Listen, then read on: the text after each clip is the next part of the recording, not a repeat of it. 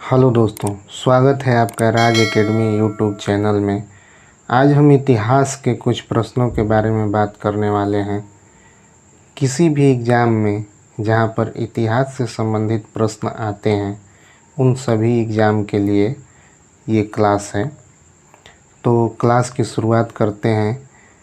Question number first, कल्हड़ किस शासक के दरबार में रहा करते थे? आपको ऑप्शन देख करके बताना है कि कल्हड़ एक कवि थे जो किस शासक के दरबार में रहा करते थे। तो ये हर्ष के दरबार में रहा करते थे। हर्ष कश्मीर के शासन काल में एक राजा हुआ जिसका नाम हर्ष था। कश्मीर के शासन में 3 वंश आते हैं, कारकेट वंश, लोहार वंश, पहले सेकेंड नंबर पर उत्पल वंश और फिर लोहार वंश। इन तीनों में लोहार वंश से संबंधित था हर्ष। इसी के दरबार में रहा करते थे कल्हड़। और कल्हड़ इसके दरबार में रहकर ही राजतरंगिणी जो इनकी किताब है, जिसे कश्मीर के शासन के बारे में पता चलता है, इन्होंने लिखा था। तो आगे चलते हैं अब। क्वेश्चन नंबर सेकेंड, प्रयाग प्रशस्ति अभिलेख से किस शासक के बारे में जानकारी मिलती है? प्रयाग प्रशस्ति अभिलेख जो है उसमें किसके बारे में लिखा गया है? तो आपको ऑप्शन देख करके बताना है कि कौन सा ऑप्शन इसमें से सही है। तो समुद्रगुप्त के बारे में हमें प्रयाग प्रशस्ति अभिलेख से जानकारी मिलती है।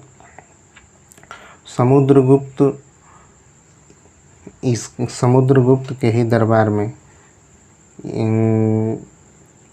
हरिश्चंद्र रहा करते थे, जिन्होंने प्रयाग प्रशस्ति अभिलेख को लिखवाया। हरिश्चंद्र समुद्रगुप्त के केवल कवि ही नहीं थे, वो युद्ध और शांति के दूत के रूप में भी कार्य करते थे। अभिलेख जो प्रयाग प्रशस्ति अभिलेख है उसमें समुद्रगुप्त के विजय अभियान के बारे में जानकारी मिलती है। उसी में बताया गया है कि समुद्रगुप्त उत्तर भारत में 9 राज्यों को तथा दक्षिण भारत में 12 राज्यों को जीत लिया था। अब अगले क्वेश्चन की तरफ चलते हैं। क्वेश्चन नंबर 3, कश्मीर का अकबर किसे कहा जाता है? आपको ऑप्शन देखकर बताना है किसको कहा जाता है। कनिष्क, जैनुल आबेदीन, तारापिंड। तो किसे कहा जाता है कश्मीर का अकबर? तो जैनुल आबेदीन को कहा जाता है। जैनुल आबेदीन एक यवन शासक था। यवन एक तुर्क शासक था। यवन आक्रमण के समय यह कश्मीर पर कब्जा कर लिया और इसका शासन बहुत अच्छा होने के कारण इसको अकबर से, इसकी तुलना अकबर से की जाती है। यह लोहार वंश के बाद, लोहार वंश कश्मीर के शासन में अंतिम लोहार वंश था। इसी के बाद यवन आक्रमण शुरू हो गया और वह कश्मीर पर कब्जा कर लिया। कई शासक आए, उसमें से एक था जैनुल आबेदीन। अगले क्वेश्चन की तरफ चलते हैं। शशांक किस वंश का राजा था?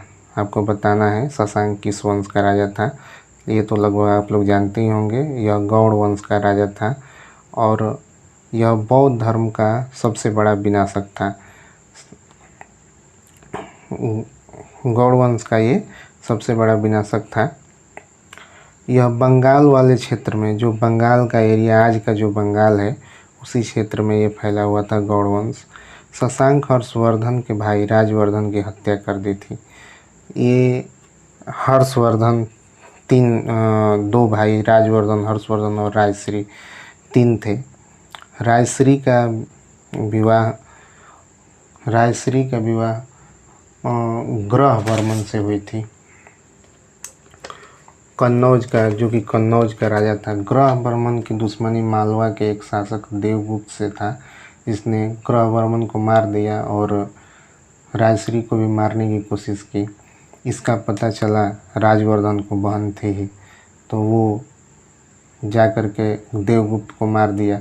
और देवगुप्त का मित्र था शशांक, यह राजवर्धन को मार दिया। यह खबर जब सुना हर्षवर्धन, तो इसने हर्षवर्धन शशांक को मारा। यही सब चलता रहा इन लोगों में। हर्षवर्धन ने एक और काम किया, बोधि ब्रिज कटवा दिया। और जो चरण पादुका जो बुद्ध का है उसको भी तोड़वा करके फेंकवा दिया सब गंगा में। अगले क्वेश्चन की तरफ चलते हैं। भारत में सर्वप्रथम सोने के सिक्के किन शासकों ने चलाया?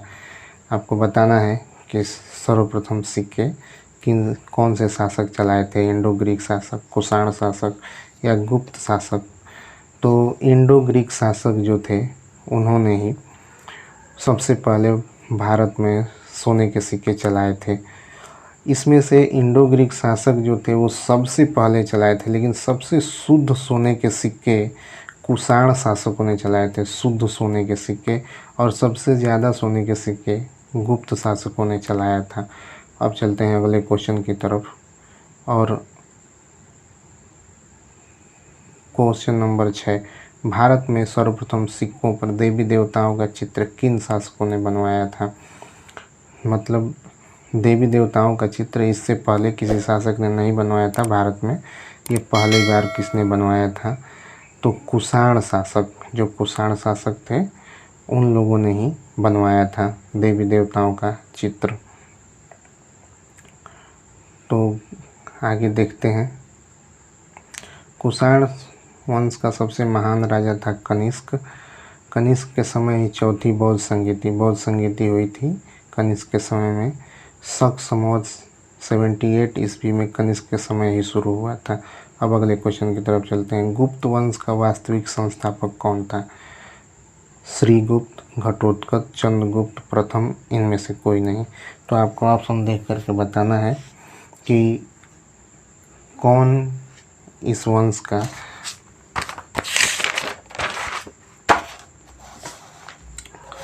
संस्थापक था, वास्तविक संस्थापक। श्रीगुप्त इस वंश की स्थापना की थी, लेकिन यह शासन को एक सामंत के रूप में ही चला रहा था। श्रीगुप्त और इसका लड़का हुआ घटोत्कच ये सामंत के रूप में ही कार्य किए। ये कुबाक शासकों के सामंत हुआ करते थे और ये डर के मारे अपने आप को राजा घोषित कभी नहीं किया। इसलिए चंद्रगुप्त प्रथम को प्रथम ने पहली बार अपने आप को राजा घोषित किया और ये महाराजा धीराज की उपाधि धारण किया। चंद्रगुप्त प्रथम ने ही 319 ईस्वी में गुप्त संवत की शुरुआत की थी। अगले क्वेश्चन की तरफ चलते हैं। भारत का नेपोलियन किसे कहा जाता है? कुमारगुप्त, असनगुप्त, समुद्रगुप्त या इनमें से कोई नहीं। आपको ऑप्शन देख करके बताना है। ये लगभग आप लोग सभी लोग जानते होंगे इस क्वेश्चन के बारे में। समुद्रगुप्त को कहा जाता है भारत का नेपोलियन। अब देखते हैं समुद्रगुप्त के बारे में। समुद्रगुप्त को B.S. स्मिथ ने, B.S. स्मिथ एक इतिहासकार थे, उन्होंने इसे भारत का नेपोलियन कहा था। समुद्रगुप्त ने उत्तर भारत के 9 राज्य तथा दक्षिण भारत के 12 राज्यों को जीत लिया था और जीत करके उनको वापस भी दे दिया था। दक्षिण भारत के केवल 12 राज्यों को, और केवल उन लोगों से टैक्स के रूप में टैक्स लेता था उन राज्यों को अपने अधीनता स्वीकार करने के लिए। और प्रयाग प्रशस्ति अभिलेख, जिनके समुद्रगुप्त के दरबारी कवि थे हरिसेन, उन्होंने लिखवाया था, उसमें समुद्रगुप्त के बारे में लिखा गया, समुद्रगुप्त से संबंधित है प्रयाग प्रशस्ति अभिलेख। अगले क्वेश्चन की तरफ चलते हैं। गुप्त काल में 9 रत्न किसके शासन काल में रहते थे? गुप्त काल में बहुत सारे राजा हुए, उसमें से मतलब किसके शासन काल में 9 रत्न रहते थे? तो आपको ऑप्शन देख करके बताना है। चंद्रगुप्त सेकंड के दरबार में 9 रत्न रहा करते थे। वो 9 रत्न कौन कौन से थे? कालिदास, बेताल भट्ट, धन्वंतरी, वराहमिहिर, छपड़क, अमर सिंह, वरुचि, शंकु और घटकर पर। ये 9 लोग थे जो कि चंद्रगुप्त सेकंड के दरबार में रहा करते थे और इन्हीं को 9 रत्न कहा जाता था। अब अगले क्वेश्चन की तरफ चलते हैं। फाहयान किसके शासनकाल में भारत आया था? आपको बताना है। ये गुप्त काल में ही आया था, गुप्त काल में भी ह्वेनसांग ही आया था। तो आपको बताना है कि गुप्त काल में किसके शासनकाल में आया था? तो यह चंद्रगुप्त द्वितीय के शासनकाल में, चंद्रगुप्त सेकंड के शासनकाल में ही आया था।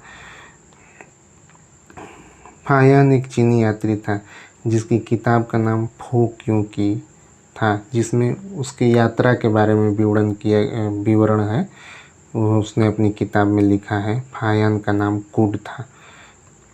अब अगले क्वेश्चन की तरफ चलते हैं। नालंदा विश्वविद्यालय किसने बनाया था? ये भी बहुत ईजी सा क्वेश्चन है। इसके बारे में आपको बताना है कि किसने बनवाया था नालंदा विश्वविद्यालय। तो कुमार गुप्त ने बनवाया था नालंदा विश्वविद्यालय। अब देखते हैं, नालंदा विश्वविद्यालय बौद्ध धर्म के महायान शाखा के शिक्षा के लिए प्रचलित था। उसमें पढ़ाई तो सभी धर्मों के बारे में होती थी, लेकिन प्रचलित था ये महायान शाखा के लिए नालंदा विश्वविद्यालय। विश्व का यह सबसे पहला हॉस्टल था, विश्व का ऐसा पहला विश्वविद्यालय था जहाँ पे हॉस्टल सुविधा दी जाती थी। इसको 5वीं सदी में बनाया गया था। कुमारगुप्त का समय कुमारगुप्त ने बनवाया था। 415 ईस्वी से 455 ईस्वी इसका शासनकाल था।